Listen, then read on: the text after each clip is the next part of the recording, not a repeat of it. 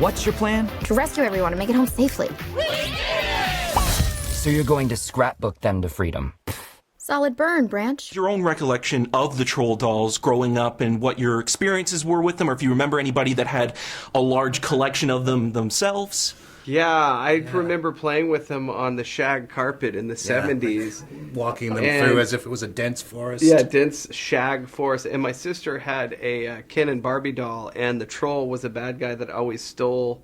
It was a female that stole Ken away from Barbie. But now trolls are the good guys. Now they're the good guys. Now they're the good guys. They are. They're not just internet bad guys. Right. Right. Yeah. Right. Yeah. Speaking of image, creating a world and a story around these characters, what was the process like, especially working with screenwriters you have before? I have a shortcut with John Abel and Glenn Berger. They did the whole Kung Fu Panda franchise. They're really funny dudes that we love to super work with. smart, like incredibly super smart. And so we wanted to start. We knew that this would be funny, irreverent, colorful musical adventure. Right, but we wanted it to be about something. So with John and Glenn, we constructed this theme of happiness and the power of optimism in the face of adversity.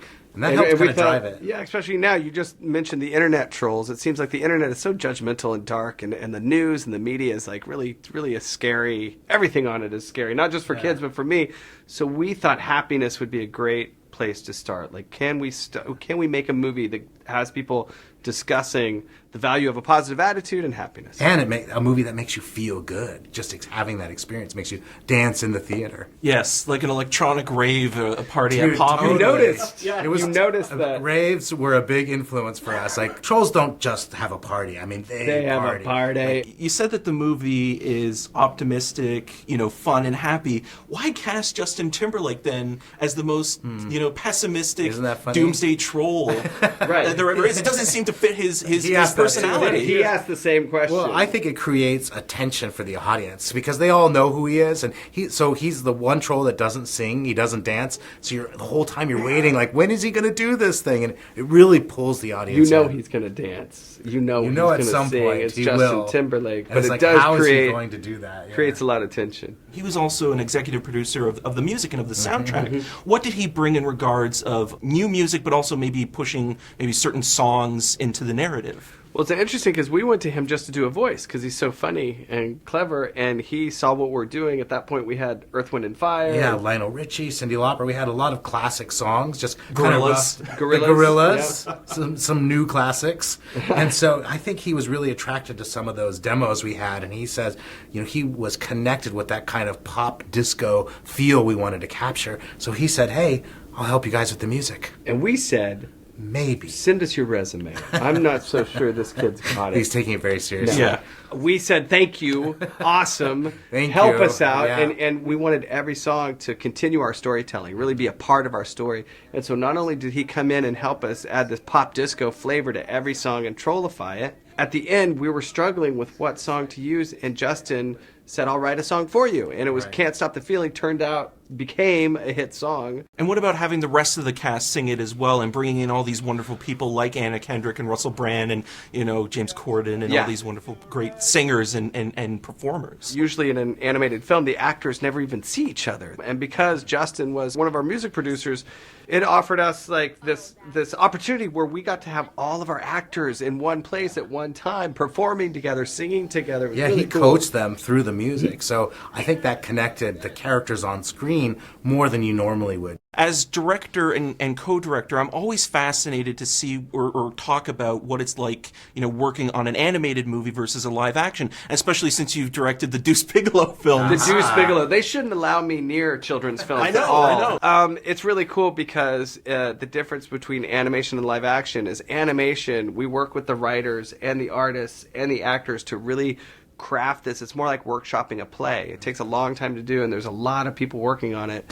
Where live action, which I love, moves a lot quicker. It's just a different... But you learned a lot, and we talked a lot about while making the film about the timing of comedy. And I think, your experience on live action comedy. Yeah, working with helped Adam establish Sandler that. and The supporting cast is filled with so many named talents. One of my favorite comedians and actors of all time, John Cleese, has a small role as King Crystal Sr. Can you talk about working with him? And guys, why didn't you hire Eric Idle? I mean, always look on the bright side of life. I know. We talked that about song. it. That We song had a is relationship with John Cleese, and he brings brings such kind of this classic comedic elegance to the film, and I think people will really love him. And his voice is so warm. Like, we recognize it because he's part of our childhood. He's part of how we grew up on comedy. Just hearing that quality of his voice. We're really influenced by British comedy, and we have a lot of British comedians in this film. Now, the other character that I absolutely loved and I think is the scene stealer, and I didn't realize it until just now, is Cloud Guy. Can you talk about creating such a weird and wonderful character? We really work with the story team